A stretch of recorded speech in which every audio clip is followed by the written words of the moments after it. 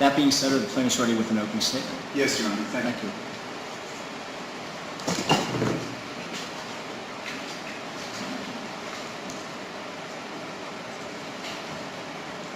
Good afternoon. Ladies of the jury, I want to thank you for your time here today.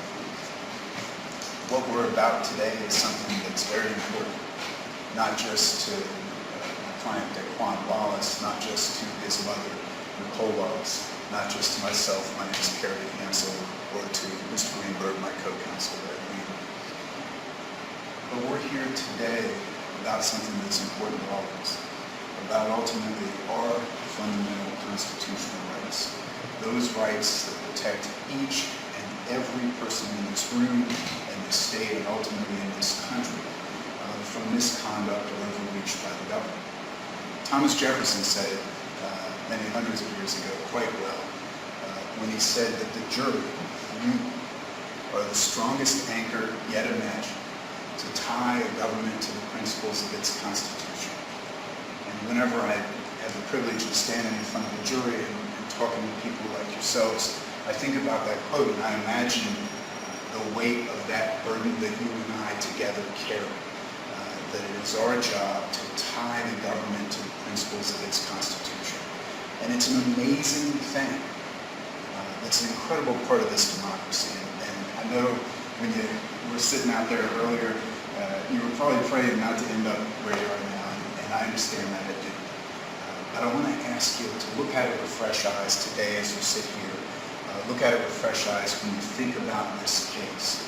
And when you think about this really historic role that you're here to play, to sit in judgment of your government. There couldn't be a higher democratic duty. There couldn't be a higher calling for those of us who are privileged to live in a free society. And so when Jefferson said, you're here to tie the government to its constitution, you are the last straw, the last links in a chain that might make sure all of our rights are protected, and not just Daquan's, and not just his mother's, but the rights of all of us. And so I want to thank you for your time here today, and I want to stress to you the importance of that goal. I want to let you know that I'm here and everyone's here to help you reach that goal together. And I want to thank you for your time and attention. It's not going to be a brief case. It's not going to be an easy case. But I think at the end, your decision will be easy. I want to tell you a little bit about what the evidence in this case will show. I've said it's my great privilege to represent Daquan Wallace. He's seated here to my right, and his mother, Nicole Wallace, who's seated behind him. In 2014, and I'll tell you the wheels of justice and the arc of justice turn slowly, but hopefully in the right direction. In 2014, Mr. Wallace was obviously a young black man. He was living in Baltimore. He was at the time healthy and able-bodied. He was 20 years old, about, liked to play basketball and sports and do other things that healthy young men like to do, maybe take a girl out every once in a while. And he had really his whole life in front of him, and all of the privileges and honors that those of us who have our health have. And those things were stripped away from him in many ways by the events I'm about to describe to you. He was arrested by Baltimore City police officers. He was taken to the Baltimore City Detention Center, which is now closed. He was housed there in pretrial detention. So Mr. Wallace was then and is now innocent of any charges that put him in the hands of the state. We all, again, I've said this case is about all of our constitutional rights. We all move through society with the protection of being innocent until proven guilty. Mr. Wallace was arrested. He was there on pre-trial detention, meaning he hadn't had a trial, no one had found him guilty. And to this day, all of those charges were dropped. So he's never been found guilty of anything that brought him in connection with the state during these events. He was housed at the Baltimore City Detention Center in a building called the JI, or Jail Industries Building. As you might imagine, a facility like this that houses some very dangerous people and some not so dangerous people has a variety of places where they can be housed. The JI building was one of the safer places to be. It's a dormitory style. It was preferable to prisoners because they had a little bit more freedom of movement. Instead of being stuck in a cell, you were more like in a little bit of a group dormitory setting. And Mr. Wallace was originally assigned to that setting. And when he was there were some corrections officers he came into contact with who were going to be witnesses in this case. One is Lieutenant Tamara Patterson. She was the lieutenant who oversaw that building, the JI building. Another one is a Sergeant Lisa Forti. She was one of the sergeants at that JI building. Another one was a Sergeant Jackins Renee. The name's a little unusual. He happens to be a male, Jackins Renee, who again was one of the sergeants initially at the JI building in connection with Mr. Wallace's stay. Mr. Wallace is a slight-built man. He weighed about 130 pounds at 20 years of age when he was incarcerated. Because he was incarcerated and his family couldn't afford bail for pre-trial, he was lumped in with some characters who were larger than him and did not have as sunny a disposition. Mr. Wallace was subject to some pretty difficult interactions with these people. They included beatings and fights, and he did the best as a smaller framed man that he could to protect himself. When these things happened, Mr. Wallace would bring them up. He would call his mother on the phone, and you'll hear tape recordings of those conversations where he calls and says, "Ma, they beat me up, I'm bleeding, I'm cut," that kind of thing. He appeared in a courtroom like this as part of his proceeding, and the state concedes and will have a concession read into evidence at the appropriate time that when he stood in the courtroom, he had visible marks on him from being beaten. So he was being subject to a course of abuse by older, larger, stronger, more seasoned criminals.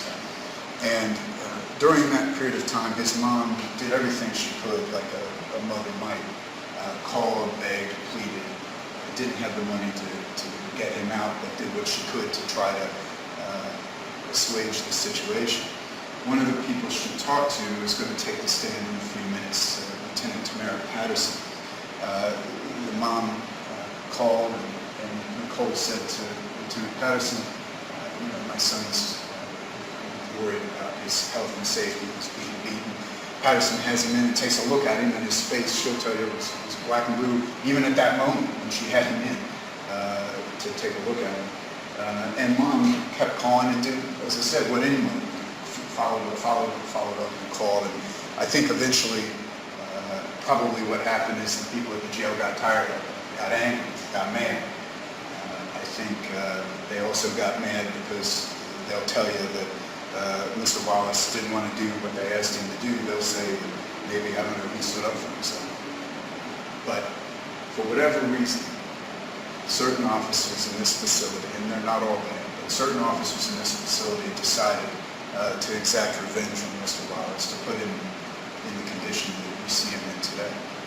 And so they designed a plan. And the way this worked was the three officers I mentioned, Patterson, Forti, and Renee, were there at the JI meeting.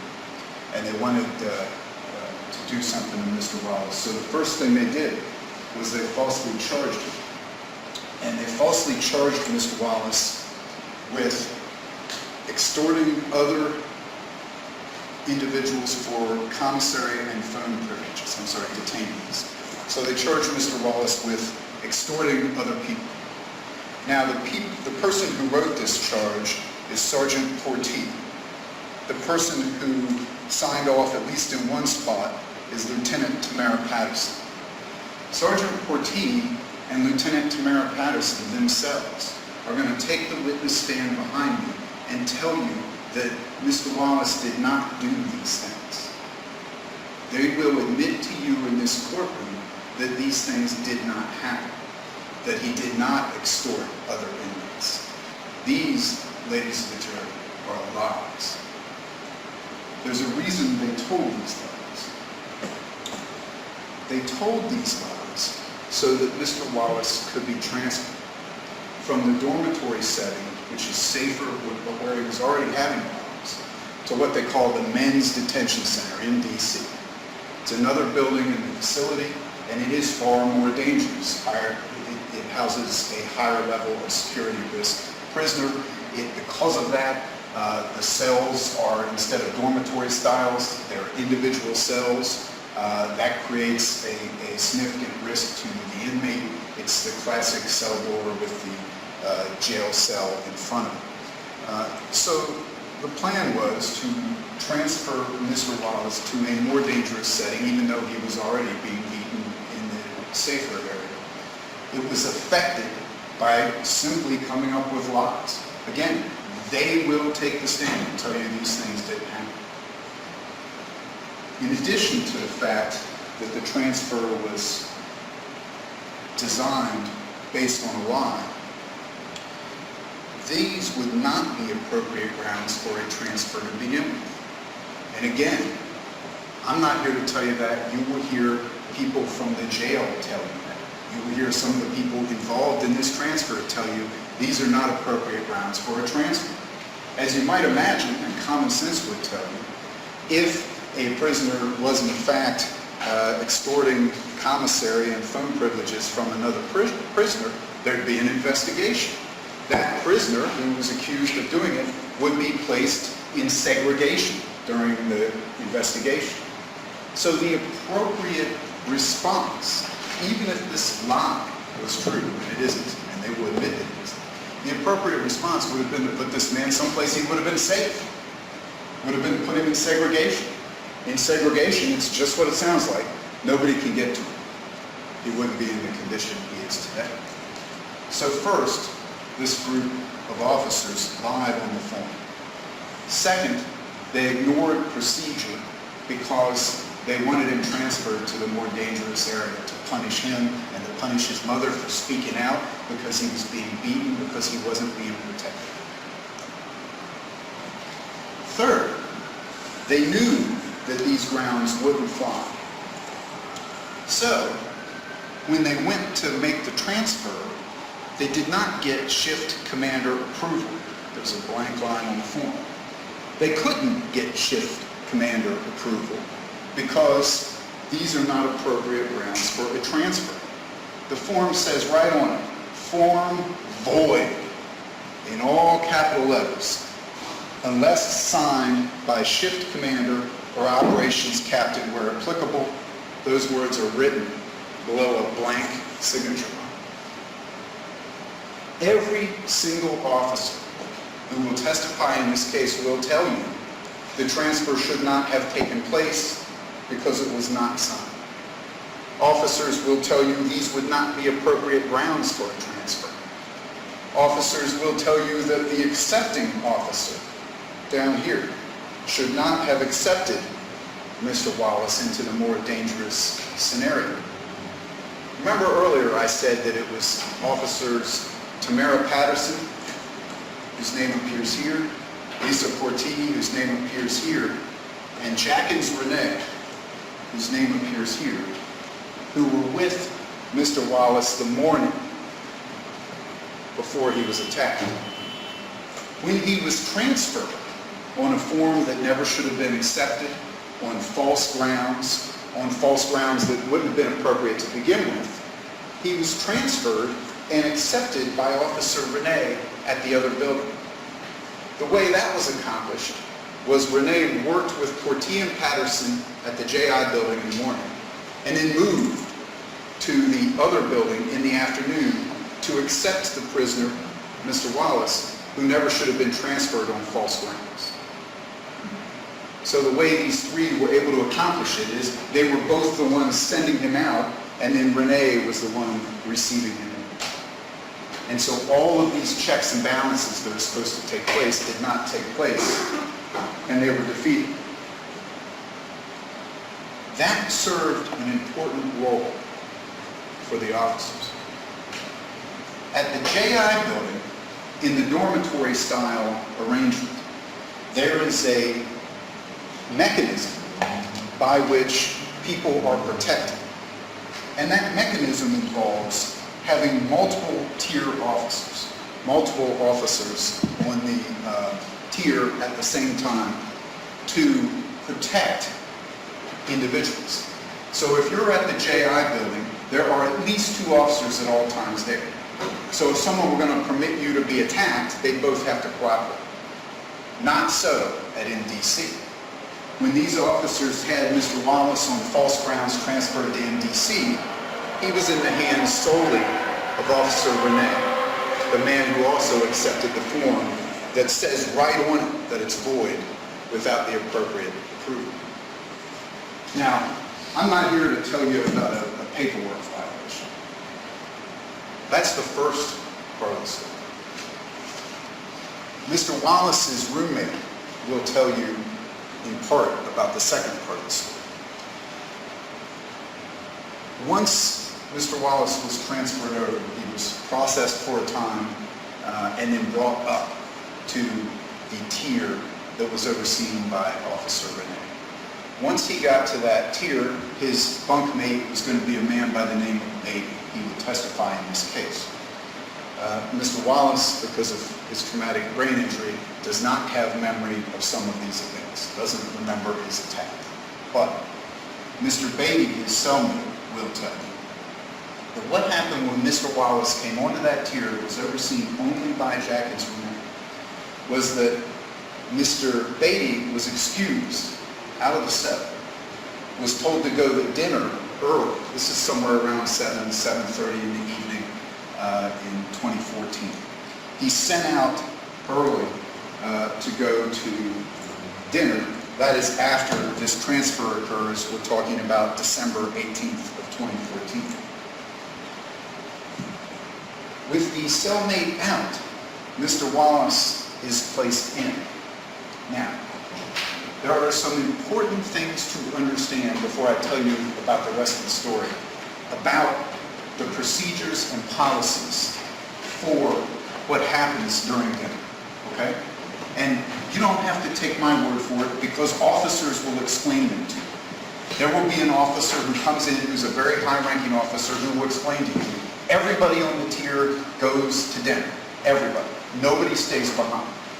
To this very day, even though the institution's been closed, there is a sign still bolted to the wall that says, as of August 4th, 2014, MDC will no longer conduct feed-up in specific housing units. All housing units, except specialized housing, will utilize the dining room for their daily meals.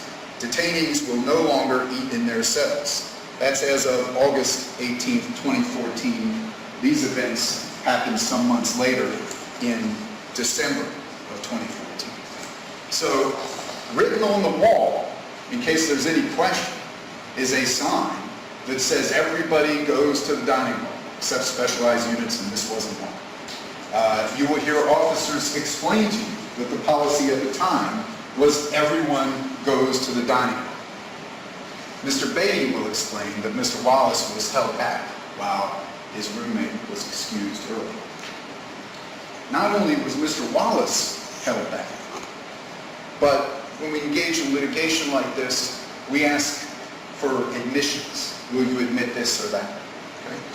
The state answered some of our requests for admissions.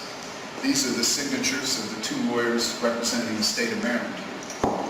One of the requests for admissions are the inmates or detainees of cells 3, 47, and 48 did not go to feed up on December 18, 2014.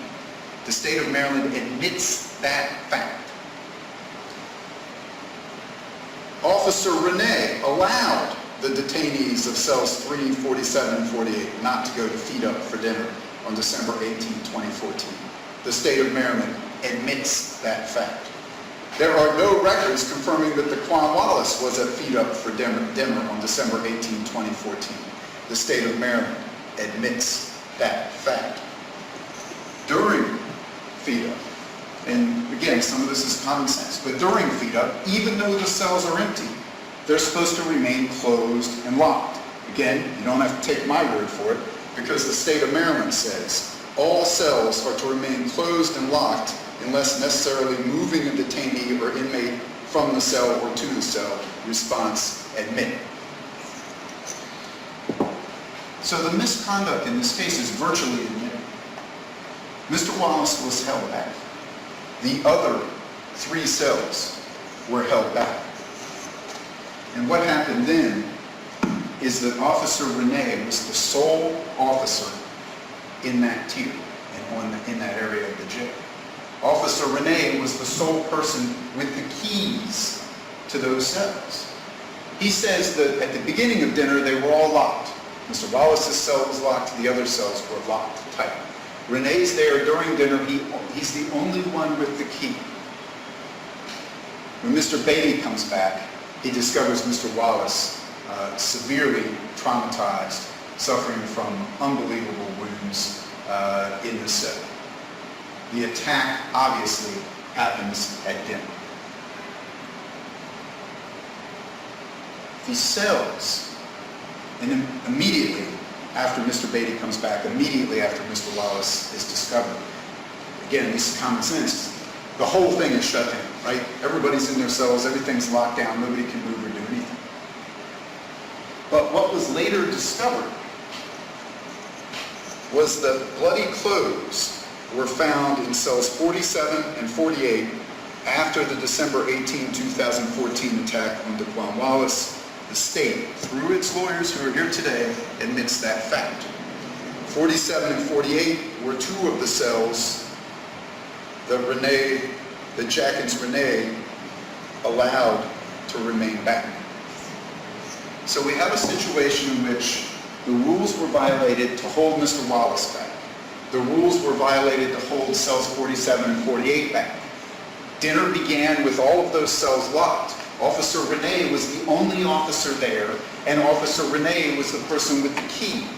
During the time that all those cells were supposed to be locked, during the time when everyone was supposed to have gone to dinner, after the fraudulent transfer that Officer Renee had participated in and signed off on, we know that the men from 2, at least, of the cells that were held back attacked Daquan Wallace. During a period of time when those cells were supposed to be locked, they weren't supposed to be there. Officer Renee was the only person there supervising, and he was the only person who had the key. How do we know they were the ones who did it? Because that's where the bloody clothes were recovered after the lockdown. Imagine the coincidence the state might have to explain to you. How is it that the bloody clothes just happened to be found in the cells that were 2 of the only 3 that Renee held back against policy?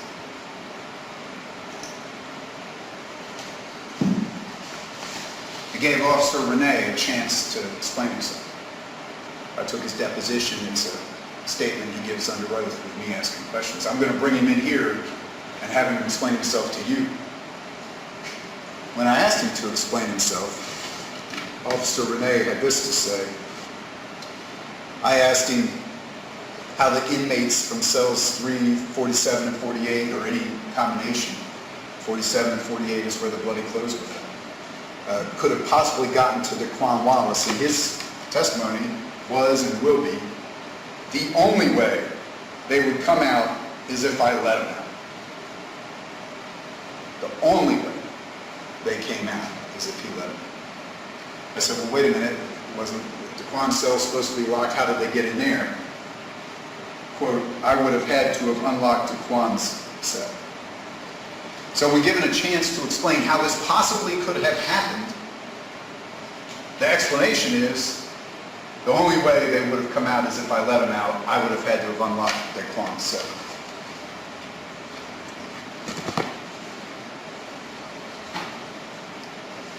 If you think about these facts, there's something that's dark that will come out. Daquan was only on that tier for a matter of minutes. He's downstairs being processed. They bring him up, open the door, send baby out, send him in, and dinner begins. And he's attacked during dinner when those cells are open. What that tells us is this had to have been a setup. This was not a situation where there's any allegation or evidence whatsoever that Daquan had any interaction with these inmates previously. There certainly wasn't time enough in the minutes between when he arrived on the tier and when he was attacked for him to develop any kind of beef or argument or fight or anything else with these people. And if you consider that these officers went to extraordinary lengths to make sure that he would be there, to take him from the facility where multiple guards would see what was happening, could protect him, could follow up on what the state will tell you is its duty to make sure he's safe. When you think about the great lengths they went to, how Renee had to work at JI in the morning and then work a double shift and work at MDC to sign off on this form that never should have been accepted, how Ortiz and Patterson had to write something that they will tell you is false, that is a lie on this official document, to make sure that Mr. Wallace was put into the hands of Renee in a situation where there would only be one officer supervising him, that one officer who had the keys at a period of time when these inmates are held back. So what we see is a cascade of evidence that shows that ultimately, when Mr. Wallace complained, when his mom complained, when they asked the state to follow through with its duty to protect him, this is what happened, and this was the way in which these officers effected their revenge. The state in this scenario bears a sacred duty to the people in its charge, and it is a higher duty in the case of someone like Mr. Wallace, who, like all of us sitting here today, has the presumption of innocence and ultimately was never convicted. That duty is to protect people. And it's simple logic that you're not able to protect yourself. It isn't up to Mr. Wallace where he moved in the jail. He couldn't say, I'd rather stay at JI, it's safer, I don't want to go to MDC. When they sent his roommate out, he couldn't say, well, wait, I want to go to dinner too, I don't want to be in here alone. When the other inmates were let out by Renee and he's behind a jail cell watching them cross over to his side with the officer coming with the keys, he has nowhere to go and there's nothing he can do to protect himself. When that jail cell was open, and you will hear one of the facilities managers say the only way it could be opened is if a physical key is inserted right there at the jail cell. When that jail cell is open, Mr. Wallace isn't able to do anything about it. It is the state that bears that burden to protect everyone that is in its care, and in this case, Mr. Wallace.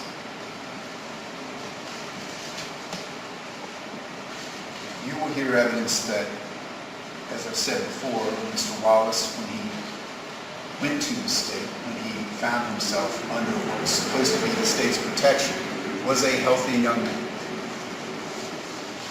This was in 2014. For 5 years, Mr. Wallace has been, as you see him here today. He spent the first month or two after the beating in a coma in a hospital with 24-hour care. He spent weeks and months after that not being able to move, slowly regaining some mobility in one of his arms. He today is contracted in terms of his limbs, cannot stand up, cannot walk. Mr. Wallace cannot speak. And for the longest time, his family thought that he couldn't communicate in any way, but maybe he didn't have the capacity. And I think they'll tell you a pretty miraculous story of how his little sister worked with him. And finally, when he got a little bit of dexterity back in his hands, they discovered he can text and he can communicate. But that didn't happen for about a year. So about a year went by when he was awake, conscious, living with his family, and just locked inside, and not able to reach out, not able to communicate, and not able to tell someone when he wants something, not able to tell somebody he loves them or that he needs something else.